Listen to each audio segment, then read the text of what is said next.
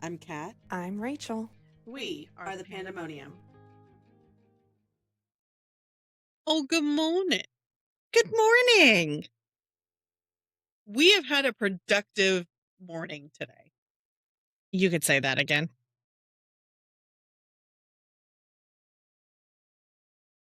I texted my husband and I was like, we got the wrong bottle washer. And he's like, what are you talking about? And I was like, this is the one I was looking at. And this was like a week ago. And I was like, if nobody gets it. One of my friends said she was going to buy it. Well, that friend is no longer speaking to me.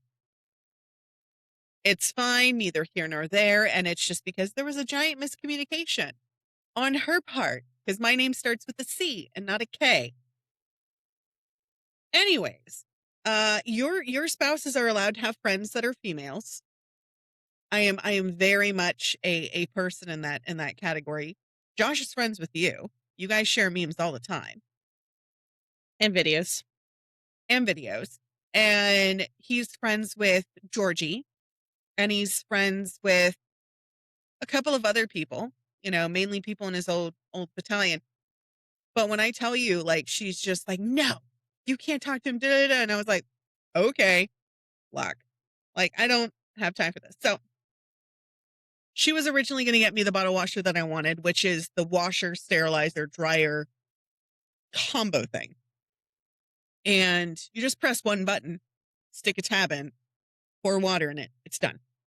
I ended up returning the old sterilizer because it was literally just a sterilizer and dryer, not a washer. So I'm like, God dang.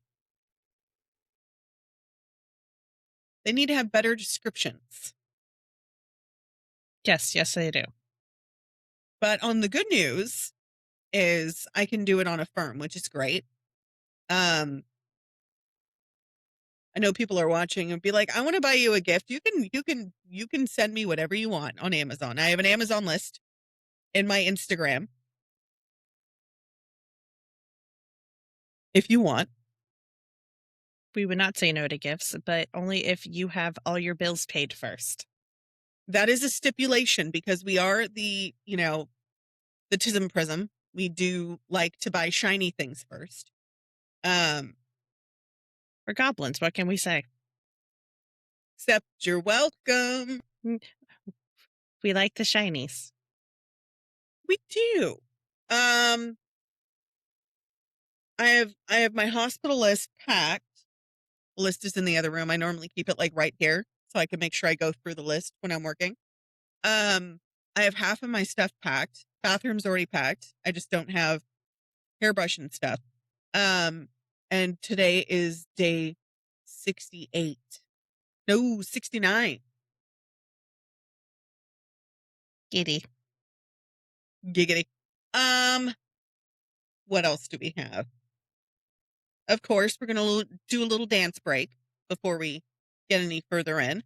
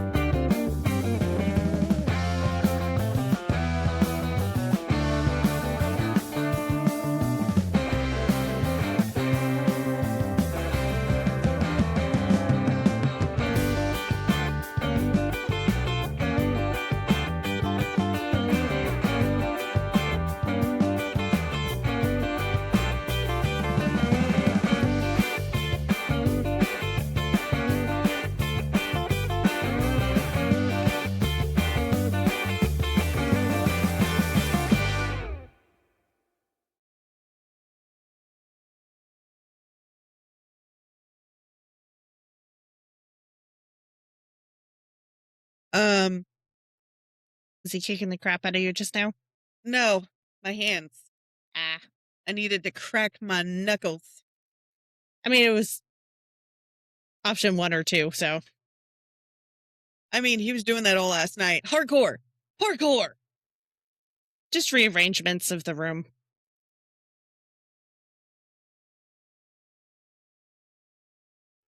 Try not to hurt myself while thinking either.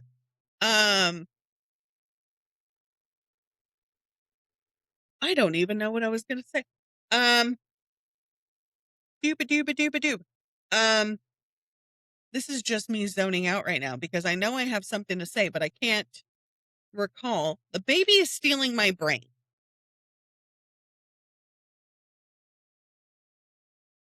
As we say, he's going to come out knowing multiple languages and try calculus.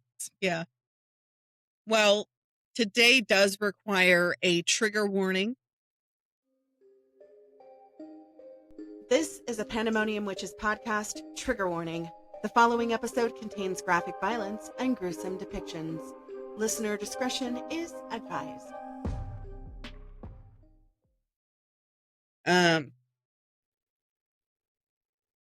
Oh no, it's on my Adobe. Hold on. I wrote it down. It's not in my notes. Listen, I put it somewhere. I find it. So today's episode what? So apparently my city has been, or the technically city, city that I'm in has been cracking down on the squatted trucks that came in for spring break. And so literally they've been pulling over everybody. And if it's squatted at all, you either have to put it on a trailer and send it home, but either way, you're going to get ticketed. And so they've been cracking down so hard this last week on all the squatted trucks. And I'm watching a news article from one of our local stations that is talking about it, and it's just all the arrests are being made, and that's why I'm laughing. Okay, you're saying squatted. I'm assuming like squatty potty, but that's not. Basically the trucks and SUVs that have the lift in the front but not in the back, so it looks like a dog dragging its butt across the carpet. So that's not squatted. That's not a squatted. That's a lowrider. But they're called squatted trucks. Really? Yes. The more you know, shooting star. One state completely outlawed it last year. I know you can't have them in Virginia, but I've seen a lot of them here in Texas. But they're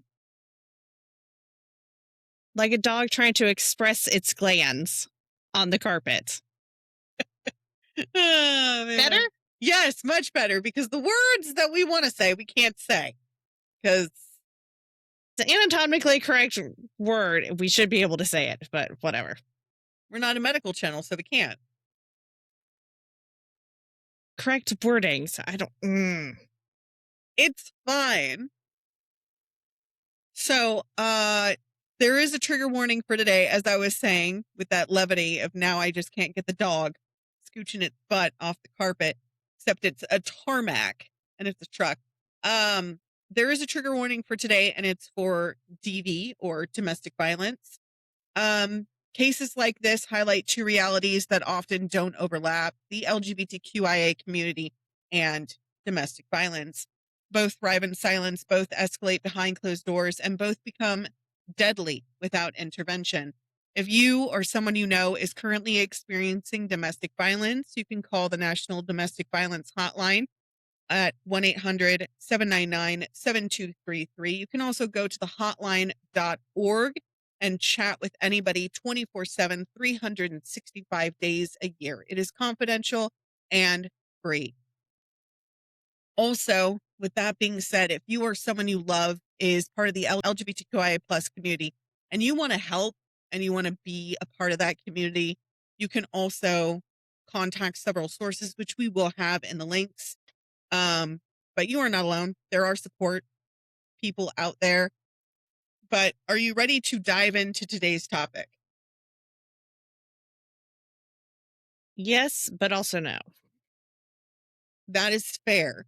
So just to let you know, our beloved friend Sarah, our lovely woman in arms, she requested this case to be covered last season. We wanted to do our first LGBTQIA plus episode back with something poignant, because this is going into Pride Month. So this is the last episode of May, beginning of Pride Month. Do you want to know what she texted me? Sure. So she had ended up texting me and she goes, I want you to cover this case. It means something. Said, all cases mean something. What are you talking about? She writes, so this local gay drag queen, Ryan Godbey, went missing for a while.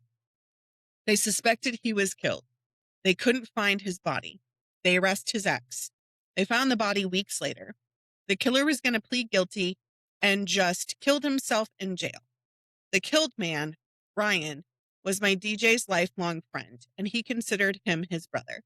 I don't know even what to say to him when I go into work tonight. The whole thing is tragic. Is this justice that the killer is dead now, or what? How do you think?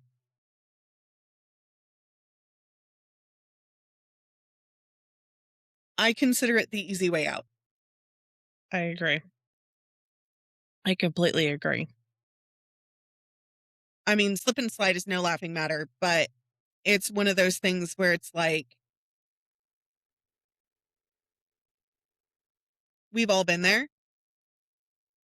But for you to commit a crime and then do that. Give me one moment. I'm hearing weird noises outside. Okay, that's called white people. So we're just going to play some music while we're waiting.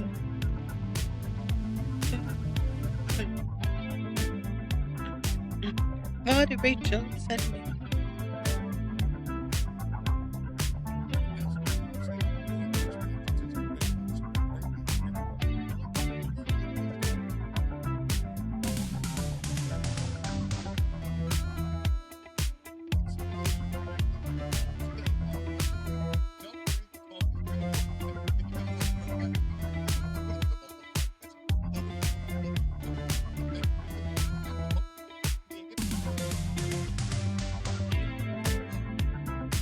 So apparently my garbage guys got the squeaky truck today. So that was the noise I was hearing.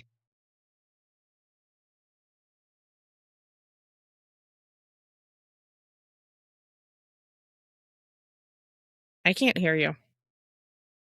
I just saw the video that you were talking about with the squatted trucks.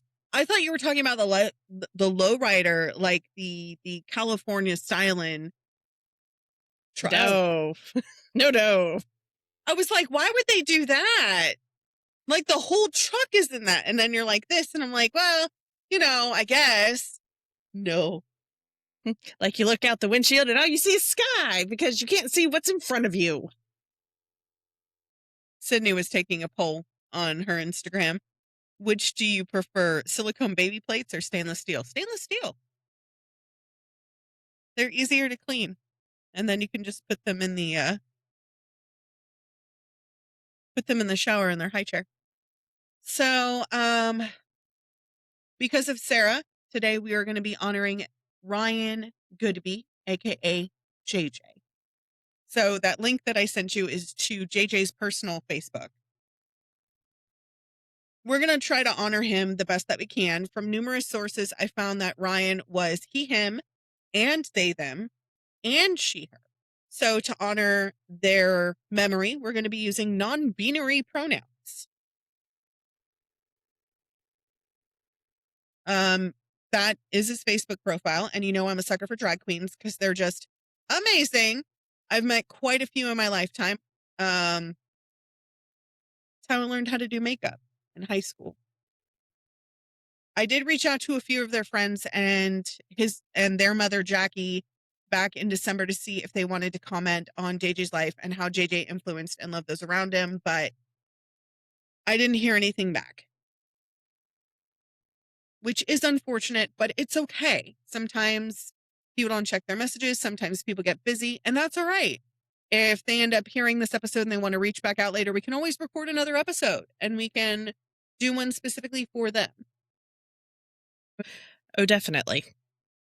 I was like, oh, damn, what? My finger clicked faster than it needed to. So, as per Dame Julie Andrews, as we start every beginning, we start at the very beginning. So, Ryan Godbey was born on May 29th, 1999, to his mother, Jackie Godbey, and to his father. And Ryan, or JJ, for this story, was born in Canton, Ohio, where this unfortunate case does take place. Ryan often performed drag shows under the stage name JJ at Darlin's Crew in Canton, and they lived with their boyfriend, Daniel Matei, in an apartment on 17th Street in Northwest Canton.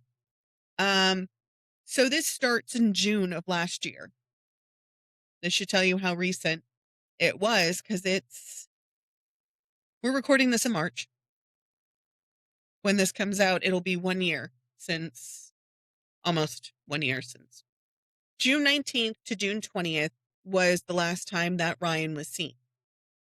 Ryan was 26 years old at the time and was last seen Thursday night, June 19th, leaving Darlin's Crew nightclub on Cherry Avenue in northeastern Canton, Ohio. Surveillance cameras captured Ryan leaving in their Jeep Compass with an unidentified passenger. So if you want to go ahead and look at the photos that I just sent you, the first one is with an individual in a gray hoodie shirt type thing and jeans and black shoes. And then you see an individual wearing black jeans and a red shirt. That is JJ.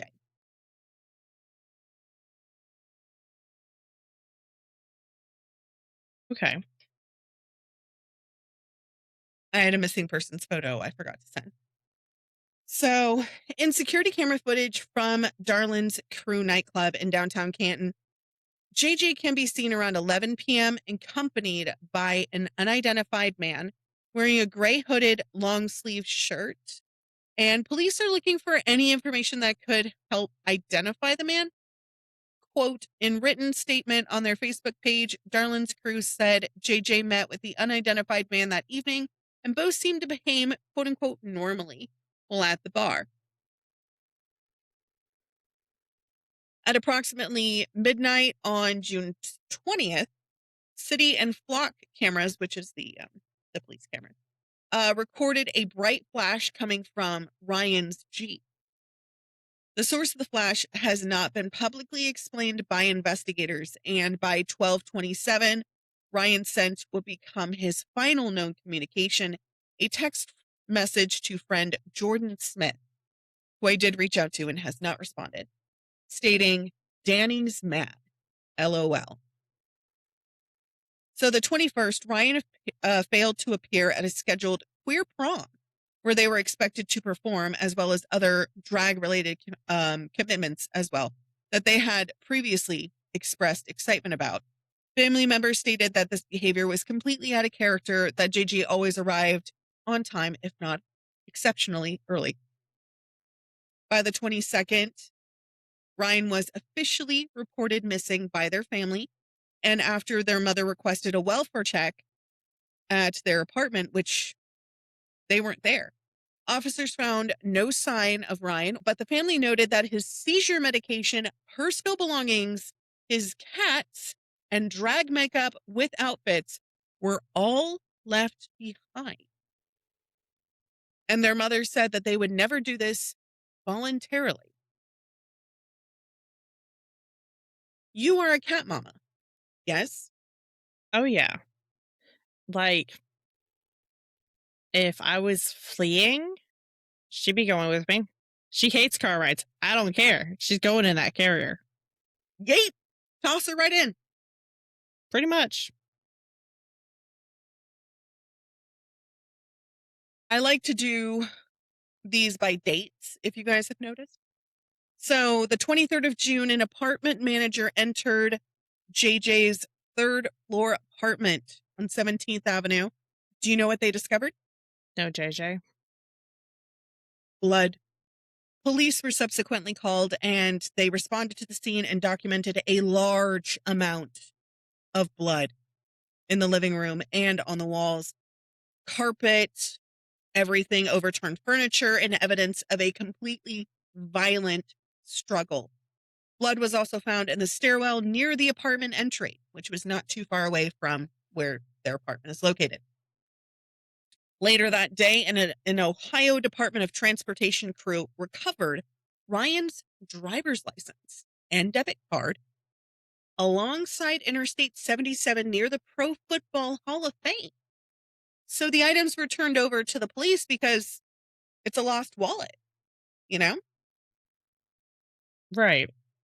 Right. So based on the evidence inside JJ's apartment, Canton police believed that there was someone seriously injured in a physical fight. So naturally, they brought Daniel Mathey in to be interviewed by the police with the help of Daniel's parole officer. He lied to the police and said that he didn't drive, but was spotted on crime center cameras driving to an abandoned house where he met up with his other romantic partner, identified by police as Amanda Williams. The changing of the seasons will definitely cause something with your throat, along with the fact that I have a baby pushing up into my lungs, making me breathe a lot harder than I'm used to. That's what she said. So, the June 24th, Canton police located Daniel Mathey, and it was Ryan's quote-unquote ex-boyfriend and roommate. He was seated inside a Toyota Sienna minivan parked behind a vacant residence on Walnut Avenue, which is in Northeast Canton. Mathey and his girlfriend Amanda were squatting at the property, and Daniel was detained on charges unrelated to schmomicide and including criminal trespass, aggravated possession of drugs, and probation violations. Police stated at the time of the arrest that it was connected to an ongoing investigation into Ryan's disappearance because at this point, it had been 4 whole days since anybody had heard from Ryan. During this encounter, officers observed injuries on Daniel's knuckles, and investigators also noted inconsistencies with his statement, along with the surveillance footage regarding his movements and access to a vehicle. The affidavit related to the crime detailed text messages between Daniel and Amanda, where they talked about needing to pick up bleach. While being questioned by the officers, Danny claimed that Ryan often used Grindr, which, if you guys don't know, it's a gay dating app. And the funniest thing about Grindr is it topped out at the last MAGA convention, which was in Texas, and it crashed. I got so many text messages going, "Girl, your man don't use Grindr, right?" And I was like, "No, why?" And they were like, "Just making sure." And I was like, "Did you get kicked off of Grindr?" And they were like, "Yeah, I was going to go meet up with a date." And I was like, "What happened?" Turned out coincided with the convention. I thought that was funny as sin.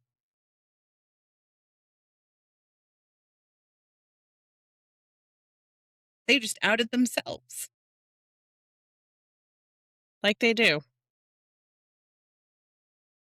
But anyways, back to the nitty-gritty of this.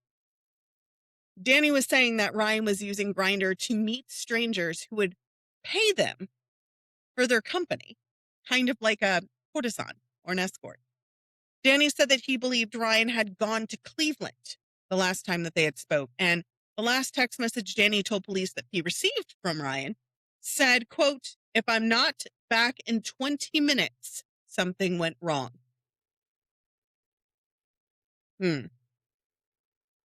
I don't know how much of that I believe.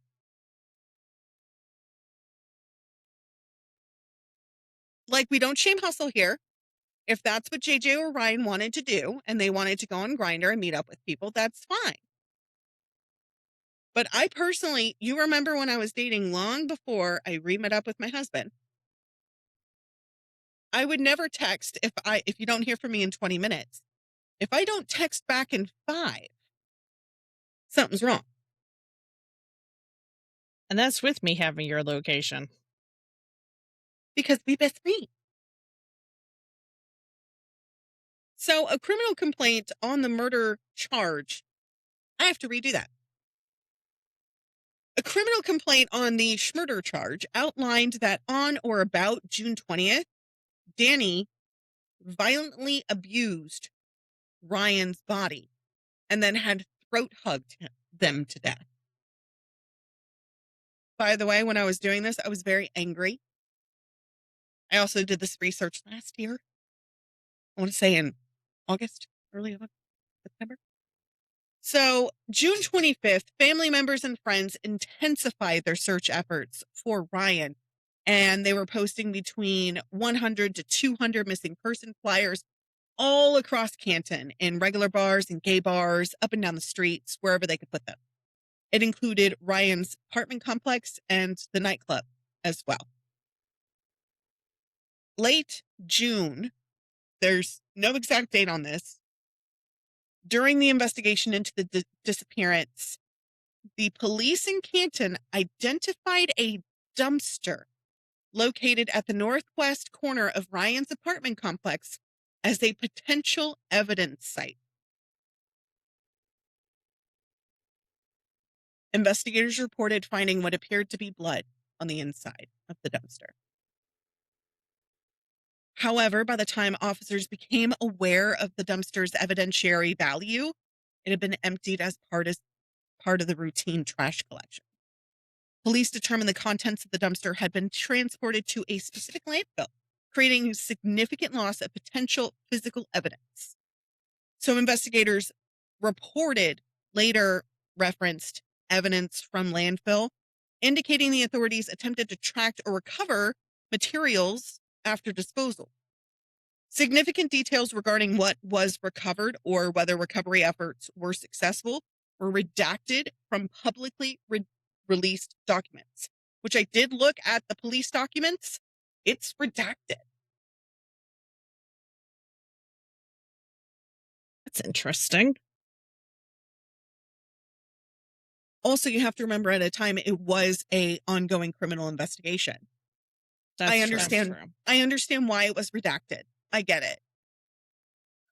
In addition to the dumpster, investigators connected the landfill concern to other discarded items recovered elsewhere, including clothing found in trash bags by Daniel's minivan, 2 empty bleach bottles, 2 latex gloves, and white Nike shoes with blood identified by Ryan's mother as being identified as hairs. Police noted that the timing of the dumpster being emptied complicated forensic analysis and potentially removed crucial evidence related to the case. Around the same time period, the Ohio Department of Transportation highway sweeper, that's when they recovered the driver's license. It was noted in the affidavit that the Ohio Department of Transportation located several of Ryan's credit cards and his ID along I-77 South by mile marker 106. These items were turned over to investigators and became part of the broader evidence trail involving discarded personal property. So everybody's probably going, well, why do you keep talking about the landfill? Guys, the landfill matters. Do you want to know why? It's a great place to hide things you don't ever want to see the day of light again. Pretty much. The dumpster was located at Ryan's apartment complex, not a public or random site. So that's tie number 1. The dumpster had been emptied before police could even secure it. That's tie number 2. Investigators later acknowledged the landfill in official documentation, confirming it was treated as a legitimate evidence concern, and details regarding the landfill searches or recoveries remain non-public or redacted. So there's a big chunk of the case that's just blacked out because they didn't have a warrant for the dumpster because they were missing. Even though there was so much blood in that apartment, do you think they even checked the dumpsters that day? Now you see why this thing made me angry. So, July 4th, Canton police announced that new evidence had led them to transition the case from a missing person investigation to a schmomicide investigation. Daniel was formally charged with murder, felonious assault, throat hugging, and DV. Police stated that although Ryan's body had not yet been located, the evidence indicated that they were deceased and that Daniel was responsible. Go ahead and look at some of those photos that I sent you. You'll see his arrest mugshot and his. I just got to say, what is it with the chin beards? I could not tell you. I thought it was the thing in like the early 2000s, late 90s. I don't know why it's still a thing today. I don't get it. So by July 11th, Ryan's family had publicly announced a $10,000 reward for any information leading to the recovery or findings of their body.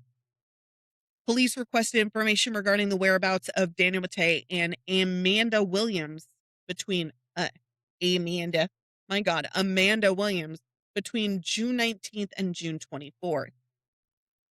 That evening, Ryan's loved ones held a celebration of life drag show in their honor at the Barmancy Bar and Grill in Akron, raising funds for the family. So the 23rd, law enforcement officers assisted by FBI agents located human remains in a wooded area in southern Stark County. This was during a targeted search, specifically for Ryan's body. The remains were only partially recovered at the time because, as you know, when it's left out to the elements, what happens? Mother Earth takes back over. Scavengers. So the next part happens a month later on August 20th. The investigative reports are finally released about Ryan. So the newly obtained police reports, because they go by monthly, right? Surveillance footage showing Ryan leaving Darlin's in their Jeep Compass with an unidentified passenger that does not look like Daniel. A bright flash from the vehicle at 12:01 on June 20th. A neighbor heard, quote, violent screaming, choking, and pleas for help, unquote, during the early morning hours, but did not call police. We've talked about this on several instances before. It's called the bystander effect. You think somebody else is going to do it.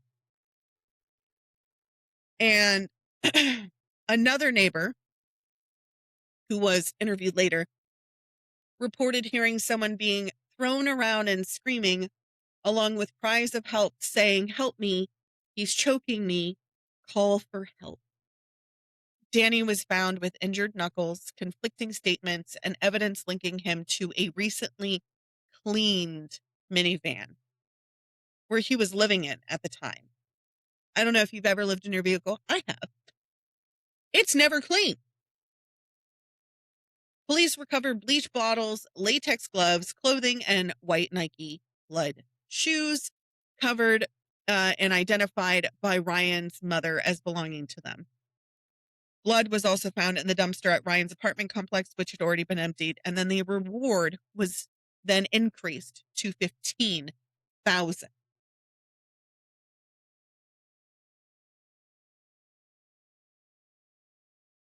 You want to say something? Oh, I want to say a lot of things, none of which I could say because of the tubes.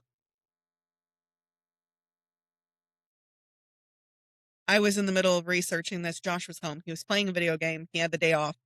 And I was like, please play your video game. You haven't played in months. I always play the video game. Like, I bought that for him. I play it more than he does. And in the middle of me researching, I threw my headphones down and I walked out of the room. He goes, what? I said, put on your pants. We're going out. I need an hour to decompress. And we went out and went pokey hunting because I needed just. You just needed to step away. I needed a human minute. This research, guys, it wasn't enough that it was a product of DV.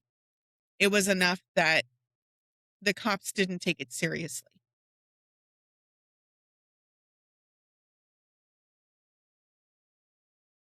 August 27th was when the grand jury indicted. Stark County grand jury indicted Daniel on multiple charges, including but not limited to, are you ready? Murder, special felony, assault, throat hugging, domestic violence, tampering with evidence, gross abuse of a corpse, escape. And finally, Daniel was held on a $3 million bond. Amanda Williams, on the other hand, was not indicated and released.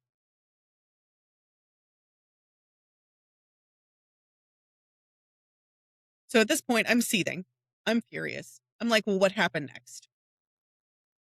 So I had to wait because, of course, I did this in August, September. I had to go back at the end of October. October 20th, DNA testing conducted by the Ohio Bureau of Criminal Investigation, which, you remember, we dealt with BCI on Amy Jo's case. You remember? I do. Ooh, they still haven't called me back. And it's been 4 months. 5, excuse me, because we told them that back in December. They confirmed the remains belonged to Ryan J.J. Godbey, and Canton police announced the identification publicly, stating that there was an ongoing investigation remaining. So, December 3rd, Daniel Matei, the 34-year-old man charged with murdering Ryan, died by sewer slide in the Stark County Jail. Jail staff provided medical care and transported him to a hospital where he was later pronounced unalived by his own hand. Danny was set to attend a plea hearing on December 10th for charges in connection with the death of his partner, Ryan J.J. Godbey, but had not yet gone to trial nor been convicted. The Stark County prosecuting attorney, Kyle L. Stone, released the following statement after the announcement.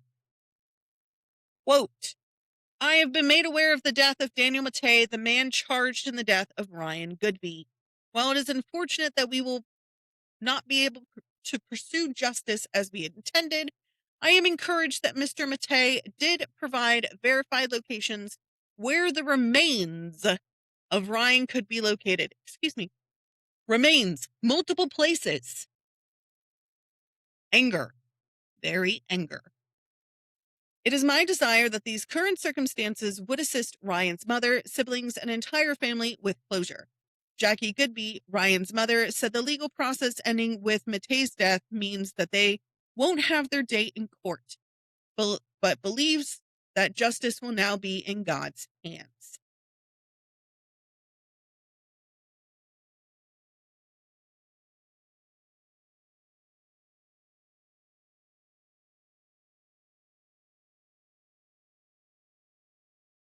So, of course, the mayor, William Shearer, had this to say. Today, it has been confirmed that the remains recovered in July belong to Ryan Godbey. I've spoken to Ryan's mother to offer my condolences, and while she would always choose to have her son, I can only hope this discovery will offer the Godbey family a measure of peace. Thank you to this community for the prayers and concern you have given this family. I have faith in our detectives and prosecutors and pray that justice prevails.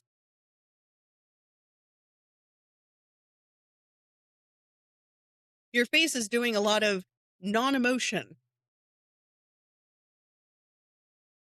Because I keep biting my tongue, and because the things I want to say, we would have to cut out all of it.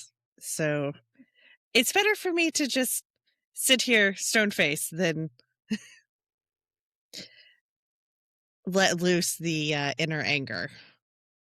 I know when Rachel wants to say something because I think it's her right eye, starts to kind of twitch just a little bit. It's just so small where I just go, "Oh, you want to say something?"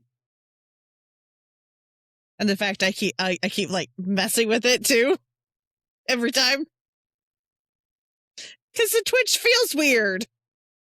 No big deal. No big deal. I already know. So there has been family and community activity since October, since the arrest. Ryan's family has continued more memorial events and efforts to honor their life. And in stories after October of 2025, his mother speaks about carrying his memory forward, wearing yellow and a necklace in their honor, and supporting memorials and community efforts inspired by him. There is now a memorial scholarship fund in Ryan's name through the Stark County Foundation to preserve his legacy. The family also plans a butterfly release in Ryan's honor the following summer as part of an ongoing remembrance of activities, which is coming up here in a couple of months. Now, there were a few questions on the Reddit forum because you know I love Reddit. I love to deep dive on Reddit, especially when we can't find a lot of information on certain cases, which this one didn't. So, without further ado, from user Skittles and Jack. Does Ryan have a car? Yes. Ryan's car was at the apartment when the missing person report was filed and is in police custody. So his Jeep, the Jeep Compass, it was taken. It was towed into the police yard. Does Danny have a card? Yes. Danny has a card. No other details were provided, but this leads us to believe that it may also be in police custody. Where is Ryan's phone? Ryan's phone was last pinged at the apartment. However, it has not been located. An iPad and smartwatch were found at the apartment as well, which means you and I both know what that means because it's an iPhone and an Android. All of those devices are linked. So any text messages they got on their phone. That is correct. It's all linked as long as it's all signed into the same Apple account. Oh, it definitely was. Items they were searching for. What was it? Ryan was last seen in an oversized red shirt with a large graphic on the front, dark, possibly black or gray jeans, and white Nike Air Force Ones. Also, a black or dark colored bag with two straps, similar to a fashion backpack. Has the man in the security footage been identified? No. Yes. I was reading the next line. Excuse me. Yes, the man from the security footage has been identified and stated that they are in town visiting family. No other identification has been made public. Who is Danny? Danny is Ryan's ex, who's living with him at the time and had been given notice to move out by July 1st. He is in police custody and being held on unrelated charges of drug possession and trespassing. No other details have been made public about his communication or cooperation with police. Where was Danny arrested? An abandoned building at the 1200 block of Walnut, Northeast Canton. Have cameras at the apartment complex been checked? Yes, but they were not working at the time of the missing. Where was Ryan's ID found and in what direction? Ryan's ID and bank card were found at the O dot near the center barrier of I-77 by the Hall of Fame. The location found does not give any indication of direction of travel. It could have been thrown from either direction. Another Reddit comment was from Black Widow Waltz, which I sent you, so you should have that in your photos. Amanda Williams admitted in jail that there was a backpack that she sat on in the back of Danny's van that she, quote, didn't know who it belonged to, end quote. I unfortunately spent time in Stark jail after defending myself in a DV situation, and she was there. She also admitted to disposing of boots and said multiple things that led me to believe she knows where Ryan's body is and what exactly happened. To today, as of when I checked maybe about a week and a half ago, police say the investigation remains ongoing. As you know, Daniel's dead. Can't give us any more information. Anyone with any information regarding Danny or the case is asked to contact Canton Police Detective Bureau at 330-489-3144 or the Communications Center at 330-649-5800. You can also contact Detective Anthony Ancrum, 330-438-4444 or 330-649-5800. Anonymous tips can also be submitted. I thought you sent "You look like a Muppet." I was going to say, bitch, we're about to throw hands. No, the baby bird. She's trying to alleviate the situation. Anonymous tips can be submitted through Tip 411 or Stark County Crime Stoppers, and that is the story of Ryan Godbey, aka JJ. I loved learning about JJ. Oh my God, you are correct. It looks like a Muppet. Sent Kat a video of a bald eagle in its nest with a eaglet, and the little baby's just staring up at its mom or at its parent, and it looks like a little Muppet in the nest. I'll save it in photos just for this episode. Save it as baby eagle Muppet. But, what really upsets me is especially like in DV situations when I was with my ex-girlfriend and I kept telling the cops, she's crazy. She's going to kill me. They didn't step in until she broke into my apartment while I was watching my cousin's kid. My cousin's kid was maybe about a year and a half at the time. And I'm in the middle of giving him a bath. And all of a sudden I hear something in the bedroom. And of course, I get him wrapped up and I said, okay, I'm going to put on some TV, put on Bob Ross, stuck him in front of the TV, went into the bedroom. She's in there and I closed the door and I jammed it. And I put a butter knife in the door and I called the cops and I said, somebody just broke into my house. I told you guys it was a domestic violence situation. I have a child here that I'm taking care of. She has a knife. They arrested her. I pressed charges. She got out. There wasn't enough evidence. Really? But no, there's no domestic violence. I wasn't gay. I was confused. And it's like that kind of stuff pisses me off. So doing this research, I was thoroughly pissed off throughout the entire thing because I was like, why didn't they take this case seriously to begin with? Like, I understand missing people, 12 to 24 hours. After that, you can file for missing persons. Because if it's an adult within, the 24-hour frame, you can't file. Unless they're people with disabilities or it's a silver alert. But yeah, that is the case of Ryan Godbey.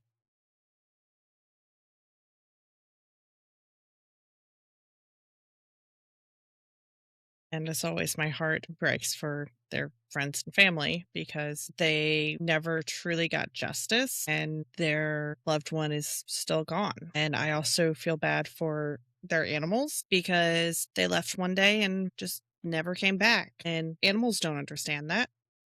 They just know that their parent just didn't come home and they go through their own stages of grief, just as we humans do.